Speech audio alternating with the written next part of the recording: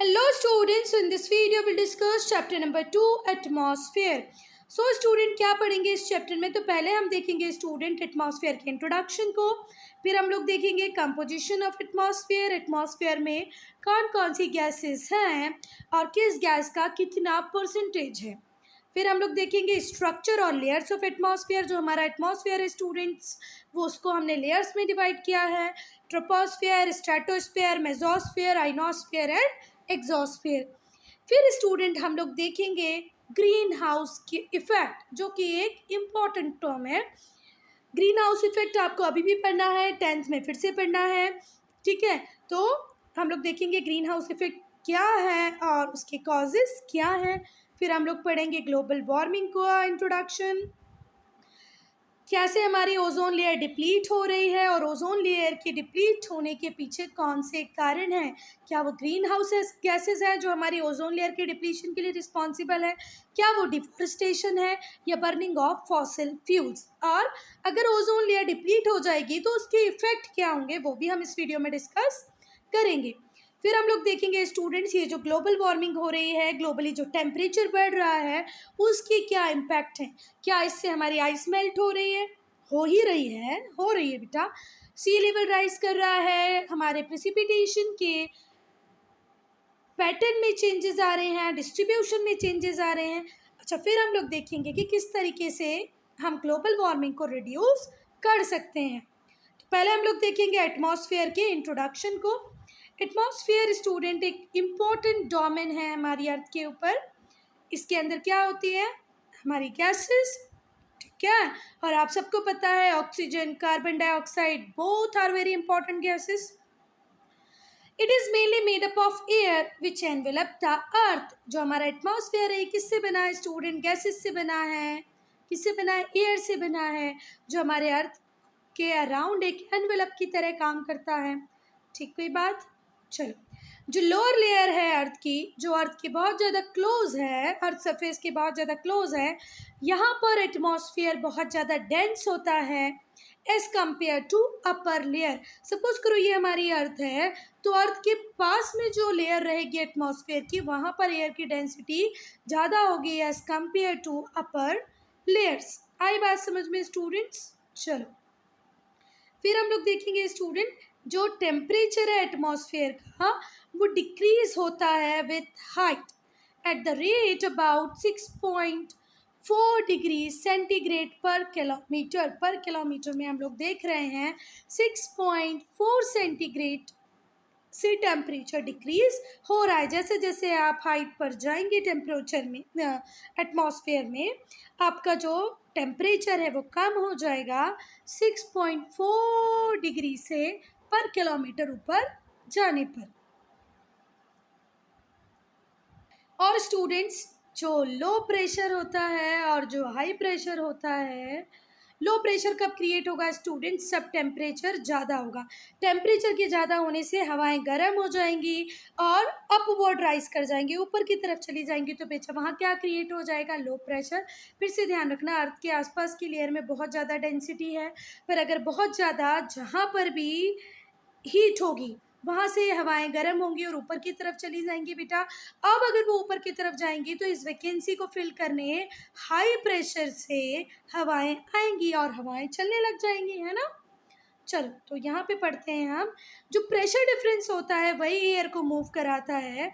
Air हमेशा कहाँ से मूव करेगी बेटा? हाई प्रेशर से मूव करेगी। किसकी तरफ? लो प्रेशर की तरफ। हाई प्रेशर से हवाएं चलनी चालू होंगी और कहाँ पहुँचेंगी? लो प्रेशर पे। Horizontal movement of air is known as wind. और विंड क्या है? Horizontal movement of air. So student do remember, क्या याद रखना है? याद ये रखना है कि जो हॉरिजॉन्टल मूवमेंट है एयर की, उसी को हम क्या बोलते हैं? विंड, ठीक है। अब विंड चला दिया आपने, हवाएं चलने लग गई, ठीक है, हवाएं चल रही हैं, इसीलिए हम उन्हें क्या बोल रहे हैं? विंड, है ना। चलो, wind causes change in weather. Wind से क्या होता है बच्चा? वेदर चेंज होता है। जब कोल्ड विंड पास होती है किसी जगह से, they lower the temperature of that place, वहाँ का टेम्परेचर कम कर देती हैं। Winds carrying moisture bring rain to a place, ठीक है। विंड से बचा वेदर चेंज हो सकता है, अगर आप जिस प्लेस पे रह रहे हैं वहाँ पे ठंडी ठंडी हवाएं आएंगी तो आपका टेम्परेचर कम कर देंगी। विंडी हैं जो मॉइस्चर को कैरी करके ले जाती हैं और रेनफॉल देती हैं। Now composition of the atmosphere. तो स्टूडेंट कंपोजिशन तो बिल्कुल आपको रट जाना चाहिए कि हमारे एटमॉस्फेयर में जो सबसे ज़्यादा गैस है उसका नाम है नाइट्रोजन। क्या नाम है स्टूडेंट? नाइट्रोजन। कितना परसेंट है ये बेटा? 78% है। तो सबसे ज़्यादा हमारे एटमॉस्फेयर में जो गैस है वो कितनी है? हमारे एटमॉस्फेयर में सबसे ज़्यादा कौन सी गैस है? वो है नाइट्रोजन। कितना परसेंट है? 78% है। अच्छा, सेकेंड नंबर पे कौन सी गैस आती है? तो सेकेंड नंबर पे कौन सी गैस आती है स्टूडेंट? ऑक्सीजन। कितना परसेंट ऑक्सीजन है भैया अर्थ के ऊपर? 21%। हमारे एटमॉस्फेयर में 21% ऑक्सीजन है, 71% नाइट्रोजन है। अब आप 78 और 21 को स्टूडेंट जब प्लस कर लेते हो तो ये हो जाता है 99। मतलब हमारे एनवायरनमेंट में 99% तो सिर्फ दो ही गैसेज हैं, एक है नाइट्रोजन, दूसरी है ऑक्सीजन। अब हम देखेंगे कि ये बचे हुए 1% में क्या क्या आता है। तो बेटा बचे हुए 1% में क्या क्या आता है? देखो 1% में आपका आ जाएगा CO2, carbon dioxide, argon, neon, water vapour, hydrogen, helium, इतनी सारी गैसेस आती हैं ये 1% में। चलो, तो आपकी बुक क्या बोल रही है? सिर्फ दो ही गैसेस मेंशन की है, carbon dioxide, argon, neon, water vapour, helium, hydrogen, वो सारी गैसेस भी है, पर परसेंटेज उनका कितना है? 1। सो स्टूडेंट डू रिमेंबर कि एयर का वेट भी होता है और वो प्रेशर भी एक्सर्ट करती है। देखो बच्चा, एक एक एक बलून लेना जिसको आप इन्फ्लेट ना करो और दूसरा इन्फ्लेटेड बलून लेना जिसमें एयर आपने फिल की है और एक विदाउट फिलिंग एयर, दोनों के वेट में डिफरेंस होगा। वो डिफरेंस बहुत ज़्यादा नहीं होगा स्टूडेंट, 1 kg 2 kg का, पर आप लोग देखोगे कि वेट होता है, एयर का वेट भी होता है, वो प्रेशर भी एक्सर्ट करती है। एंड स्टूडेंट एटमॉस्फेरिक प्रेशर, जो एटमॉस्फेयर का जो प्रेशर है, जो एटमॉस्फेरिक प्रेशर है वो प्लेस टू प्लेस वेरी करेगा, हर जगह पे एक जैसा प्रेशर नहीं होगा। अगर आप हाइट पे जाएंगे, एल्टीट्यूड पे जाएंगे, एल्टीट्यूड मीन्स होता है हाइट, तो प्रेशर आपको मिलेगा कम। As air near the earth surface is dense, earth surface के पास वाली जो एयर होगी स्टूडेंट ये डेंसिएस्ट होगी, सबसे ज़्यादा प्रेशर यहीं पे क्रिएट करेगी। पर जैसे जैसे आप हाइट पे जाएंगे स्टूडेंट ये एयर प्रेशर कम होता जाएगा। The air gets thinner once goes higher, जैसे जैसे आप हाइट पे जाएंगे एयर आपको थिनर मिलेगी। आई बात समझ में? That is why as we climb a mountain, जब जब हम माउंटेन चढ़ने की कोशिश करते हैं, हम लोग कई बार देखते हैं कि जो माउंटेनियर्स होते हैं वो ऑक्सीजन सिलेंडर कैरी करते हैं। क्या कैरी करते हैं? अपनी बैक पे ऑक्सीजन सिलेंडर। क्यों? क्योंकि वहाँ पर एयर की डेंसिटी होती है कम और कई बार ब्रीदिंग प्रॉब्लम्स हो जाती है। That is why they put oxygen cylinders, उनके पास ऑक्सीजन सिलेंडर्स होते हैं। चलो, तो माउंटेन्स पे प्रेशर डिक्रीज होता है। यस स्टूडेंट्स, जो अर्थ का सरफेस है, ठीक है, एट सी लेवल पे जो अर्थ का सरफेस होगा स्टूडेंट, वहाँ पर जो प्रेशर होगा वो कितना होगा? 1.03 kg पर square centimetre.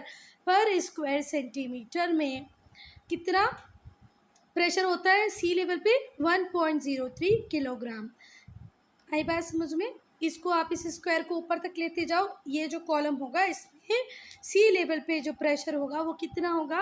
1.03। If you are at sea level then one little portion of your body is being pressed down by weight of 1 kilogram. आपकी बॉडी के ऊपर जो वेट लग रहा होगा वो कितना होगा? 1 किलोग्राम। एंड स्टूडेंट्स, ये जो एटमॉस्फेरिक प्रेशर होता है ये 3 फैक्टर्स पे डिपेंड करता है। एक होता है altitude, that is height, temperature आप सबको पता ही है, degree of hotness and coldness, water vapour जब वाटर हमारा गैस में कन्वर्ट हो जाता है तो हम उसे क्या कहते हैं बच्चा? Water vapour. आगे बात समझ में? चलो, तो पहले हम लोग एल्टीट्यूड देखेंगे। जैसे आप हाइट में ऊपर की तरफ जाते हैं हाइटेड प्लेसेस पे जाते हैं, जो एयर का जो प्रेशर होता है स्टूडेंट वो डिक्रीज़ हो जाता है, कम हो जाता है। अब क्यों कम हो जाता है, थोड़ा सा ध्यान से सुनना। यहाँ पर कोई चीज़ रखी हुई है और उसके ऊपर आपने बहुत सारी चीज़ें और रख दी स्टूडेंट, तो यहाँ पर प्रेशर ज़्यादा होगा कि यहाँ पर प्रेशर, इस वाले को प्रेशर ज़्यादा लग रहा होगा कि इस वाले को प्रेशर ज़्यादा लग रहा होगा।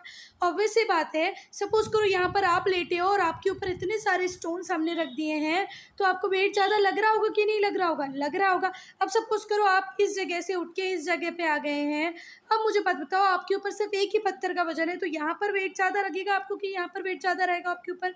ऑब्वियस सी बात है यहाँ पर। तो स्टूडेंट, आप जब मीन सी लेवल पे हो तब आपके ऊपर सबसे ज़्यादा एयर का प्रेशर रहेगा, पर जैसे जैसे माउंटेन्स पे आप हाइट पे जाते जाएंगे, आप यहाँ पर हैं तो एयर प्रेशर, इतनी सारी एयर आपके ऊपर प्रेशर लगा रही है, पर आप माउंटेन पे हैं तो सिर्फ आपके ऊपर इतनी एयर प्रेशर लगा रही है ना बेटा, इस जगह पे सिर्फ इतनी सी हवाएं प्रेशर लगा रही हैं, इसलिए यहाँ पर प्रेशर कम है। पर इस मीन सी लेवल पे जहाँ इतनी सारी हवाएं ऊपर से प्रेस कर रही हैं, प्रेशर लगा रही हैं, तो यहाँ पर एयर प्रेशर ज़्यादा होगा। आसान सी चीज़ें समझ में आना चाहिए बेटा आपको। Generally speaking, in pressure, decrease in pressure at rate of 1 centimeter for every 110 metre. हर 110 मीटर की ऊंचाई पर आपको 1 सेंटीमीटर, अरे सॉरी, हाँ,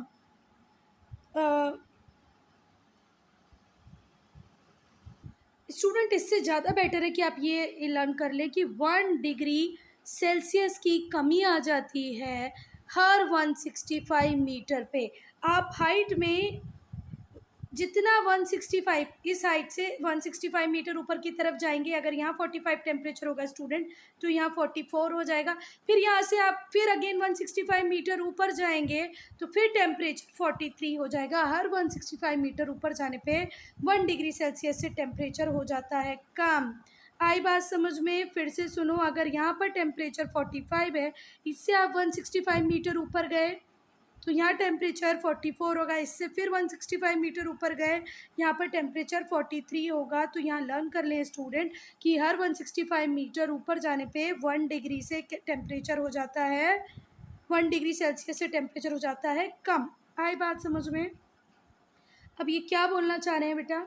चलो अब हम यहाँ पर देखेंगे, generally speaking these decrease in pressure, pressure में जो डिक्रीज आती है वो किस रेट से आती है? 1 centimetre for every 110 metre of ascent. Hence pressure decreases as altitude increases, जैसे जैसे जैसे हाइट इंक्रीज होगी प्रेशर डिक्रीज होता जाएगा। आई बात समझ में? और रेट आपको लर्न कर लेना है। अब हम देखेंगे टेम्परेचर को बच्चा। तो temperature, when the temperature rises, जैसे जैसे टेम्परेचर बढ़ेगा एयर एक्सपांड होगी, ठीक है। आई बात समझ में? जैसे जैसे टेम्परेचर बढ़ेगा एयर क्या होगी बेटा? एक्सपांड होगी, एक्सपांड होगी और क्या हो जाएगी? लेस डेंस, लाइट वेट हो जाएगी, एक्सर्ट लेस प्रेशर और वो कम प्रेशर लगाएगी, ठीक है। Example, the equator as the area gets direct rays of the sun. बेटा ये हमारी अर्थ है और अर्थ को बीच से डिवाइड करने वाली जो लाइन है उसे हम इक्वेटर बोलते हैं। स्टूडेंट्स, इक्वेटर पे पूरा साल आपको सन रेज बहुत अच्छी मिलती हैं, डायरेक्ट सन रेज मिलती हैं, जिसमें से कि 6 मंथ तो पूरी ओवरहेड होती हैं और बाकी के 6 मंथ लगभग डायरेक्ट ही होती हैं, ठीक है ना। तो यहाँ पर टेम्परेचर होता है बहुत ज़्यादा, टेम्परेचर होगा ज़्यादा तो एयर होगी expand, light in weight, less dense. आगे बात समझ में? तो जब टेम्परेचर हाई होगा तो प्रेशर कैसा क्रिएट होगा? लो। तो इनमें इन्वर्स रिलेशन होता है स्टूडेंट। जो फर्स्ट लेयर ऑफ एटमॉस्फेयर की अगर हम बात करें तो वहाँ तो बिल्कुल इन्वर्स रिलेशन होता है। जैसे जैसे आप हाइट की तरफ जाओगे वैसे वैसे आपका टेम्परेचर हो जाएगा कम, लो प्रेशर, ठीक है। टेम्परेचर के बढ़ने से प्रेशर हो जाता है लो। क्यों हो जाता है लो प्रेशर? स्टूडेंट देखो, यहाँ बहुत सारी हवाएं थी, जैसे जैसे टेम्परेचर बढ़ा ये हवाएं हल्की होकर ऊपर की तरफ जाने लगी। अभी ऊपर की तरफ जाएंगी तो यहाँ तो खाली हो गया ना, तो खाली जगह में कैसा प्रेशर बन जाता है? लो, कम प्रेशर। यस स्टूडेंट्स, अब हम पढ़ेंगे वाटर वेपर। स्टूडेंट्स हमेशा याद रखना, वो एयर जिनके अंदर मॉइस्चर होता है वो वेट में लाइट होती हैं, हल्की होती हैं। तो वो हवाएं जिनके अंदर वाटर वेपर होगी वो लाइटर होंगी, किससे? ड्राई एयर से, सूखी हवाओं से ज़्यादा हल्की होंगी। कौन सी? वो हवाएं जिनके अंदर वाटर वेपर होगा या मॉइस्चर होगा। द लाइटर जितना ज़्यादा वाटर वेपर होगा उतनी ज़्यादा हल्की हवा हो जाएगी। This is because water vapour in air, water vapour in humid air displaces an equal volume of dry air. तो स्टूडेंट्स सोचो, अगर हमारे पास एटमॉस्फेयर नहीं होगा तो हमारे डेज़ हो जाएंगे बच्चा बहुत ज़्यादा हॉट और नाइट हो जाएंगी बहुत ज़्यादा कोल्ड। तो एटमॉस्फेयर हमें दिन में बहुत ज़्यादा, हमारे अर्थ के टेम्परेचर को बहुत ज़्यादा होने से भी बचाता है और रात में बहुत ज़्यादा ठंडा होने से भी बचाता है। और दिन का टेम्परेचर बहुत ज़्यादा होता है, रात का बहुत कम हो जाता है, तो क्या लाइफ पॉसिबल होती है अर्थ के ऊपर? बिल्कुल भी नहीं होती। तो ये ध्यान रखें स्टूडेंट्स, जिस एयर में वाटर वेपर होता है वो लाइट होती है। अब हम स्ट्रक्चर देखेंगे तो पहली लेयर है ट्रोपोस्फियर, दूसरी स्ट्रेटोस्फियर, तीसरी मेसोस्फियर, चौथी आइनोस्फियर, फिर exosphere. Troposphere, stratosphere, mesosphere, ionosphere and exosphere. बच्चा ये जो स्फीयर लेयर है आइनोस्फियर, इसी को थर्मोस्फियर भी बोलते हैं। चलो तो स्टूडेंट हम लोग चलते हैं उल्टा। हमारी एग्जॉस्फेयर में हम क्या करते हैं बच्चा? सैटेलाइट लगाते हैं। सैटेलाइट सिग्नल्स के लिए कौन सी लेयर है? हाँ, एग्जॉस्फेयर। चलो, थर्मोस्फेयर में क्या होती है बच्चे? ये रहा हमारा स्पेस शटल। फिर आइनोस्फेयर, मैंने बोला था ना कि थर्मोस्फेयर का ही एक पार्ट है आइनोस्फेयर। और आइनोस्फेयर में बच्चा ये जो देखो रेडियो वेव्स, रेडियो सिग्नल्स को हमारी अर्थ तक वापस पहुंचाने का काम करती है थर्मोस्फेयर, जिसके अंदर होते हैं आयॉन्स, और वो आयॉन्स हमारे रेडियो सिग्नल्स को वापस भेजते हैं। ठीक है, तो पहला हमने देखा एग्जॉस्फेयर का क्या काम है भैया, हमारे जो सैटेलाइट्स हैं वो एग्जॉस्फेयर में। फिर हमने देखा थर्मोस्फेयर का क्या काम है, तो थर्मोस्फेयर की वजह से ही कम्युनिकेशन पॉसिबल हो पा रहा है। फिर आई मेसोस्फेयर, तो ये क्या करती है बच्चा? इस लेयर में लगभग मीटियोर्स, जो मीटेरॉइड्स होते हैं वो लगभग बर्न हो जाते हैं। मीटेरॉइड्स, मीटियोर्स देखा होगा ना आपने, तो वो इस लेयर में लगभग ख़त्म हो जाते हैं। ठीक है,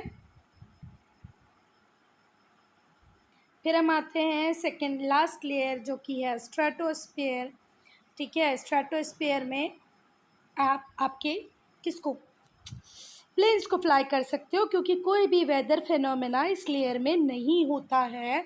और इसी लेयर में मिलती है भैया हमारी ओजोन लेयर, जो हमें सेफ रखती है किससे? अल्ट्रा वायलेट रेस से। किससे सेव करती है बच्चा? अल्ट्रा वायलेट रेस से। ठीक है, अगर ये हमारी स्किन को डायरेक्टली लग जाए ना भाई तो हमें क्या हो जाएगा? Skin cancer. तो स्ट्रेटोस्फेयर के दो इम्पोर्टेंस कि ये फ्लाइंग के लिए बहुत ज़्यादा मतलब एरोप्लेन्स, जेट प्लेन्स के लिए बहुत ज़्यादा अच्छी है, क्योंकि यहाँ पर कोई भी वेदर फिनोमेना नहीं है, कोई फॉग नहीं है, कोई रेनफॉल नहीं है, तो ये बिल्कुल सेफ़ लेयर है। और बच्चा इसके अंदर एक ओजोन लेयर होती है जो हमें स्किन कैंसर से बचाती है by filtering ultra violet rays. और ये रही हमारी ट्रोपोस्फेयर। तो ट्रोपोस्फेयर वो लेयर है स्टूडेंट जिसमें सारे वेदर फेनोमेना आपको मिलेंगे।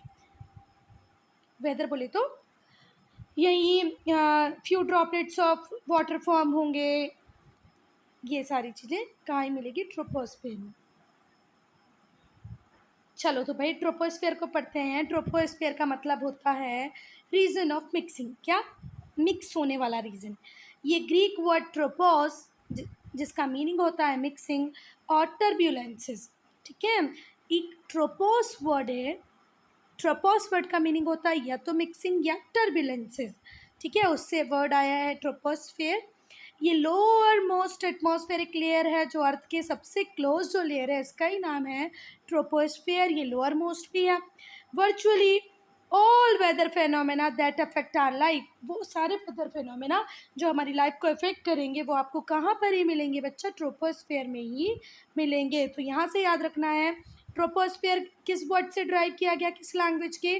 तो ये ग्रीक लैंग्वेज के वर्ड ट्रोपोस से ड्राइव किया गया। इसका मीनिंग क्या होता है? मिक्सिंग और टर्ब्यूलेंस। ये लोअर मोस्ट लेयर है, अर्थ के सबसे पास में है, वेदर फेनोमेना यहीं पर मिलेंगे। सो स्टूडेंट, जो एवरेज हाइट है हमारी ट्रोपोस्फेयर की है वो है 14 किलोमीटर अबव सी लेवल। सी लेवल पे कितनी बच्चा 14 किलोमीटर है। हाउएवर इसकी जो हाइट है वो प्लेस टू प्लेस और सीज़न टू सीज़न वेरी करेगी। प्लेस टू प्लेस ये रहा इक्वेटर, इस पे वेरी करेगी, पोल्स पे बिल्कुल अलग होगी, प्लस सीज़न टू सीज़न भी वेरी करेगी। आई बात समझ में। नॉर्मल कंडीशन में जो हाइट होती है ट्रोपोस्फेयर की is about 10 kilometre at poles and 16 kilometre equator. Equator पे ये कितनी रहेगी बच्चा 16 किलोमीटर, और पोल्स पे ये कितनी रहेगी 8 किलोमीटर। ये नॉर्मल रेंज है। आई बात समझ में। मीन सी लेवल पे इसको बोल रहे हैं 14 किलोमीटर है, इक्वेटर पे 16 किलोमीटर है, और पोल्स पे सिर्फ और सिर्फ 8 किलोमीटर की इसकी हाइट है। In addition to pure dry air, the troposphere contains water vapor। बच्चा प्योर ड्राई एयर तो रहेगी पर एयर में वाटर वेपर भी रहेगा। एक colourless odourless gases form water. Water vapour क्या है, कलरलेस है, ऑर्डरलेस है, वो गैस है जो वाटर फॉर्म करती है। Which mixes perfectly with other gases, जो दूसरी गैसेस के साथ बढ़िया आराम से मिल जाता है कौन, वाटर वेपर। ठीक है। The degree to which water vapour is present in air is known as humidity. जिस डिग्री तक वाटर वेपर एयर में प्रेजेंट रहता है उसे क्या बोलते हैं बच्चा, ह्यूमिडिटी। जैसे ही water vapour condenses into clouds and fog. Water vapour क्या होता है बच्चा, कंडेंस जब करता है तो वो क्या बना लेता है, क्लाउड्स और फॉग। चलो, if condensation is excessive, condensation बहुत ज़्यादा होगा तो रेन होगी, हेल होगी और स्नो होंगे।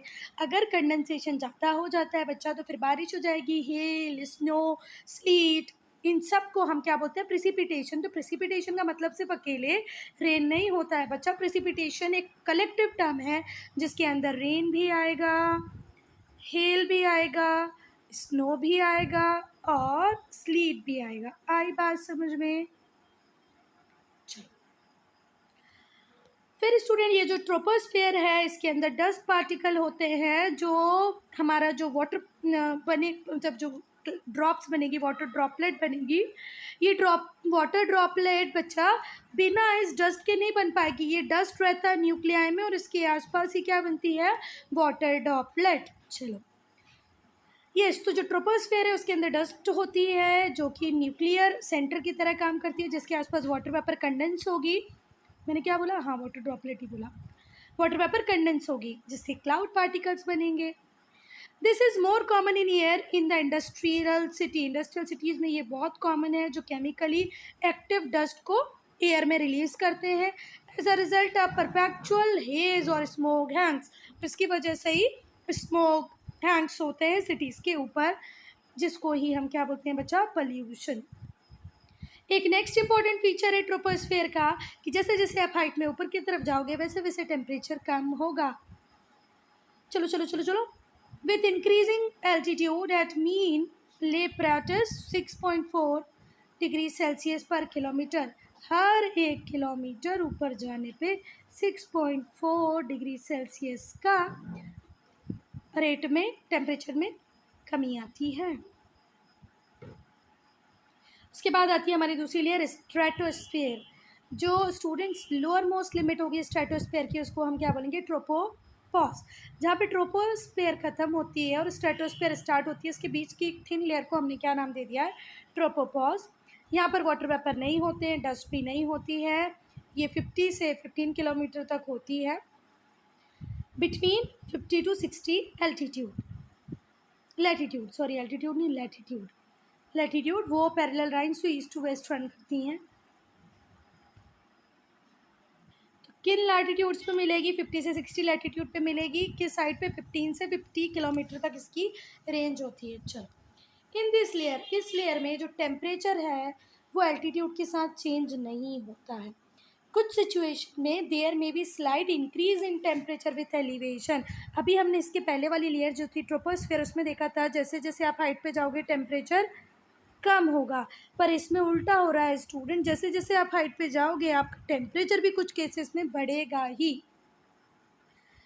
कोई विजिबल वेदर फेनोमेना इस लेयर में नहीं होता है। सीरस क्लाउड्स बनते हैं जिसे मदर ऑफ ऑल क्लाउड्स भी बोलते हैं, जो ओकेजनली लोअर स्ट्रेटोस्फेयर में बन जाते हैं। The circulation change if they occur and wind of high speed are observed in this layer. बच्चा जो हमारी स्ट्रेटोस्फीयर होती है उसमें बहुत तेज हवाएं चलती हैं जिसे हम बोलते हैं जेट स्ट्रीम। क्या बोलते हैं बच्चा? Jet stream. एक और इम्पॉर्टेंट फीचर है भाई हमारी स्ट्रेटोस्फीयर का कि इसमें ओजोन लेयर होती है। मैक्सिमम कॉन्सेंट्रेशन जो ओजोन का होता है वो 20 से 30 किलोमीटर के बीच में ही होता है और इस स्ट्रेटोस्फीयर के इस पार्ट को हम बोलते हैं ओजोन स्फीयर। ठीक है। जो ओजोन लेयर है presume to be relatively stable over the past several year. बहुत सारे सालों से हम लोग देख रहे थे कि ओजोन लेयर स्टेबल है। Millions year is now in a state of continuous damage. तो बेटा वो जो हमने देखा कि जो ओजोन लेयर थी वो पास्ट सेवरल 100 मिलियन ईयर से स्टेबल थी, अब उसको कंटिन्यूस डैमेज हो रहा है। थर्ड हम लोग देखेंगे मेसोस्फीयर को। ये लेयर होती है 50 से 80 किलोमीटर के बीच में। अर्थ सरफेस के ऊपर 50 से 80 के बीच में मिलेगी आपको मेसोस्फीयर। जितने भी मीटियोर्स होते हैं वो इस लेयर में बर्न अप हो जाते हैं, पूरी तरह जल जाते हैं और हमें किसकी तरह दिखते हैं? शूटिंग स्टार, जिसे हम बोलते हैं टूटा हुआ तारा, और फिर हम मांगते हैं उससे विश, जबकि वो क्या है? मीटियोर। चलो, मीटियोर्स क्या होते हैं? मीटियोर क्या होते हैं? Rock particles. क्या होते हैं बच्चा? Rock particles. थर्मोस्फीयर और आइनोस्फीयर। आइनोस्फीयर 80 किलोमीटर तक होती है। 80 किलोमीटर से 450 किलोमीटर तक मिलेगी। Ionosphere extends from 80 kilometre to about 450 kilometre. इस लेयर में आयोनाइजेशन होता है मॉलिक्यूल्स का and atoms occur mainly as a result of ultraviolet rays. और क्या होती है? अल्ट्रावायलेट रेज की वजह से एटम्स भी होते हैं। एक्स रे, गामा रे ये मिल जाएंगी। Ionisation refers to the process by which atom are charge into ions. बेटा आयोनाइजेशन वो प्रोसेस होती है जिससे जो हमारे एटम्स होते हैं, atoms are charge into ions. Atoms charge होके क्या? आयन्स बन जाते हैं थ्रू रिमूवल और एडिशन ऑफ इलेक्ट्रॉन। या तो उन्होंने इलेक्ट्रॉन रिलीज़ किया होगा या इलेक्ट्रॉन गेन किया होगा। तो इलेक्ट्रॉन रिलीज़ करने की वजह से और गेन करने की वजह से ये आयॉन्स की तरह काम करने लगते हैं और इलेक्ट्रिक चार्ज प्रोवाइड करते हैं।